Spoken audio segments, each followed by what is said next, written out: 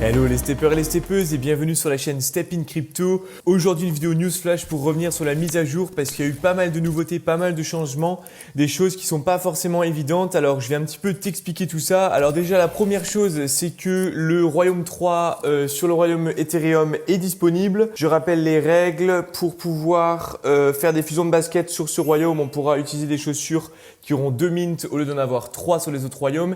Et le mint, ils ont changé. Avant c'était tous les 72 heures et finalement on va pouvoir le faire que tous les 48 heures. Et il y aura aussi des coûts de mint de 90 GST et 10 GMT pour pouvoir effectuer son mint sur le royaume, ce qui est différent. Enfin, le prix du mint du royaume ETH est différent du prix des autres royaumes. Je te remets le tableau du coût des mints des autres royaumes pour rappel. Mais donc voilà, ce royaume va être à part en ce qui concerne tout ça. Deuxièmement, si jamais tu as participé à la fusion de basket et que tu n'as pas encore reçu ta basket, il est possible que tu la reçoives encore car les baskets vont être airdroppées dans les 24 heures, donc à partir du lancement du royaume dans les 24 heures, donc c'est encore possible d'obtenir sa basket. Donc voilà, je voulais te dire ça. Quand tu te connectes sur le nouveau royaume ETH, tu peux directement voir en bas qu'il y a un petit +2 qui apparaît. Ça, en fait, ça va dépendre de si tu as des chaussures sur les autres royaumes. Si tu as une chaussure sur le royaume Solana, tu auras +1. Si tu as une chaussure sur la BNB Chain, tu auras +2. Et donc du coup, ça t'apportera 2 énergies bonus sur le nouveau royaume Ethereum. Et ces énergies bonus dureront 2 mois à 2 énergies, le 3e mois plus une énergie et le dernier mois, 4e mois, du coup, tu n'auras plus aucun avantage. À chaque fois maintenant qu'il y aura un nouveau royaume qui va sortir, STEPN utilisera ce process pour récompenser en fait les utilisateurs qui sont sur plusieurs royaumes. Comme on est sur une nouvelle blockchain, il va falloir à nouveau créer un nouveau wallet. Une fois que tu auras créé ce nouveau wallet, tu vas pouvoir voir en direct du coup le prix du GST. Là, comme tu peux le voir, enfin au lancement du royaume, le prix du GST était de à peu près 8 $ et là quelques heures après, on est déjà redescendu à 3,5 $. Donc on va voir un petit peu à partir de autour de combien le prix va s'arrêter. Et ce qu'il faut savoir aussi, c'est qu'il va y avoir des gens qui vont acheter du GST pour faire du mint. Donc ce prix peut monter haut comme pas du tout en fait. Donc on verra tout ça. Ensuite, le prochain gros changement qu'il y a eu, c'est qu'il y a la disparition de la marketplace pour tous les utilisateurs d'iPhone. Donc ça, c'est un petit peu contraignant, mais vous allez voir, c'est très très simple finalement d'utilisation. C'est juste qu'il faut un petit peu connaître la manip. Donc à la place de l'onglet Marketplace, vous avez cet onglet du coup Planète comme pour le web qui est apparu. Ensuite, à partir de là, vous cliquez dessus et il y a marqué voilà Search Type un URL. Alors à partir de là, soit vous tapez directement STEPN et vous allez être redirigé sur Google comme sur la vidéo. Ensuite, vous vous connectez sur STEPN, vous cliquez sur la Marketplace. Vous connectez votre compte et là, vous aurez directement accès à la marketplace. Mais moi, je te donne une petite astuce. Si tu veux aller un petit peu plus vite, tu rentres directement à l'adresse là que j'ai ajoutée. Donc, tu n'as même pas besoin de taper l'HTTPS. En fait, tu tapes directement m.stepen.com et tu vas directement arriver sur la marketplace de STEPN. Ensuite, tu cliques sur le petit onglet Login que tu vois là et ça va te connecter directement à ton compte. Donc, en fait, à partir de là, il te suffit comme avant d'acheter tes chaussures et évidemment, elles se mettront directement sur ton compte STEPN, que ce soit sur Solana, Binance ou ETH. Donc, en fait, il n'y a pas beaucoup de changements à ce niveau-là. C'est juste qu'il y a cette petite manip en plus qu'il faut connaître et comprendre parce que sinon, on peut se retrouver un petit peu bloqué. Moi, au début, je comprenais pas trop comment ça se passait, donc voilà, je me suis renseigné et c'est comme ça que ça marche. Ensuite, du coup, tu pourras aller voir la nouvelle marketplace des chaussures ETH. Donc là, comme tu peux le voir en ce moment, les premières chaussures sont à 2,6 à peu près ETH. Et après, évidemment, les prix montent vite. Et on peut voir aussi, voilà, les premières uncommon plutôt sur le royaume ETH qui sont à peu près aux alentours de 20 ETH.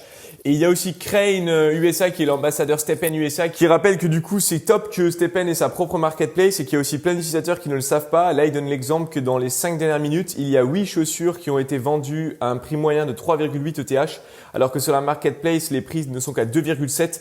Donc en fait on voit bien que passer par la marketplace de STEPN les prix seront meilleurs que si tu passes par des plateformes externes comme OpenSea par exemple. Donc ça c'est un super avantage, donc carrément autant passer par l'application du jeu. Maintenant nous allons voir un petit peu les nouveautés intéressantes notamment pour la blockchain Solana et la BNB parce que c'est quand même ça qui nous intéresse le plus, on va pas se mentir. Alors du coup, la grosse news qui a l'air d'être assez incroyable, c'est les nouvelles Mystery Box. Donc je t'affiche à l'écran les nouveaux coûts d'ouverture des Mystery Box. Donc moi perso, je kiffe parce qu'il y a pratiquement aucun changement pour les boîtes de premier level alors que je le rappelle, les contenus de ces boîtes ont été augmentés. Par contre, pour les grosses boîtes, on peut voir que du coup, les prix sont assez énormes. D'après les infos qu'on a eues pour les level 10, ça serait à peu près autour des 8-9 000 GST pour ouvrir la boîte. Donc rends-toi compte, c'est un truc de malade.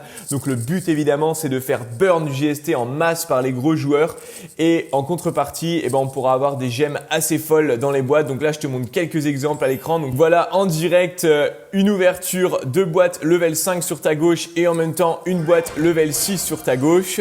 Donc voilà, on peut voir les nouveaux gains sont assez tentants. On peut voir aussi maintenant ici des anciennes boîtes level 8 qui étaient ouvertes.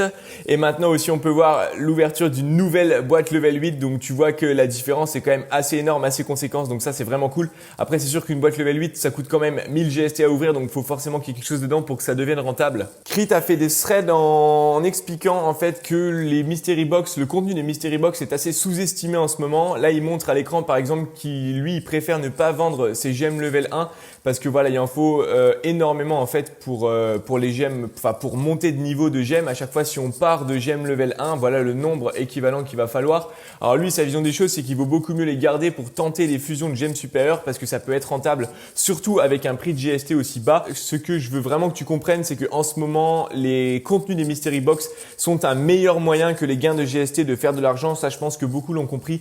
Mais là en plus c'est d'autant plus d'actualité maintenant avec les nouveaux gains dans les Mystery Box, tu l'auras compris. Donc c'est une bonne stratégie de t'intéresser un petit peu à comment optimiser ta luck et ton efficience pour à la fois gagner des GST pour ouvrir les boîtes et à la fois du coup récolter le contenu de ces boîtes. Dans la vidéo sur les Mystery Box que j'ai publié ici, j'avais fait un calcul en fait pour estimer le coût des rentabilités des Mystery Box. Du coup, ce tableau n'est plus à jour avec les nouvelles boîtes, donc je vais complètement refaire le tableau. J'attends un petit peu qu'il y ait plus de données pour que ce soit fiable, mais ce tableau va être entièrement refait. Donc dès qu'il sera refait, je referai une vidéo dessus. Une nouvelle fois, tu pourras télécharger ce tableau et l'utiliser pour faire tes calculs et voir si tu es rentable. Si tu mets plus de points en efficience, plus de points en luck, et en fait, tu fais tes propres calculs. Si l'optimisation du moins t'intéresse et si tu veux un petit peu performer sur le jeu, je te conseille vivement d'aller jeter un œil à tout ça. Et du coup, la dernière chose, c'est l'arrivée des HP, les hash points, les points de vie. Donc voilà, donc ton NFT en fait, à chaque fois qu'il va être utilisé, il va prendre un petit peu de l'usure, même si c'est différent de l'usure habituelle avec la résilience. Ça n'a pas d'impact sur la basket parce qu'apparemment, ça ne permettra pas de moins gagner de GST, etc. avec la basket, du moins des infos qu'on a en ce moment. Mais par contre, si ta basket n'est pas réparée à 100%, il me semble que tu ne pourras plus la vendre. Donc voilà pourquoi ça sera quand même important ce paramètre-là. Après, ta chaussure, elle restera toujours à 100%, sauf si tu l'utilises et que tu cours avec. Mais du coup, si tu l'utilises et que tu cours avec, elle va un petit peu diminuer. Et le moyen pour la réparer, ça sera des coûts en GST, en GMT, plus éventuellement des gemmes. Alors, je ne sais pas si ces coûts seront répartis. Si tu peux choisir un des trois facteurs, on ne sait pas trop encore, il y a encore peu d'infos. Mais du coup, voilà l'arrivée des HP dans le jeu. Je t'en dirai plus dès que j'en saurai plus pour calculer un petit peu les coûts que ça pourrait revenir. Et tu vois, si tu veux avoir accès à cela, tu cliques en fait sur l'onglet repère et tu as repère comme avant et du coup restore et c'est là en fait que apparaîtront tes points de vie que tu pourras augmenter. Donc voilà, j'espère que cette vidéo t'a plu, que j'ai été clair. Si tu as des questions, n'hésite pas en commentaire. Je te dis à très bientôt, reste à l'affût et curieux sur les cryptos. Bye bye!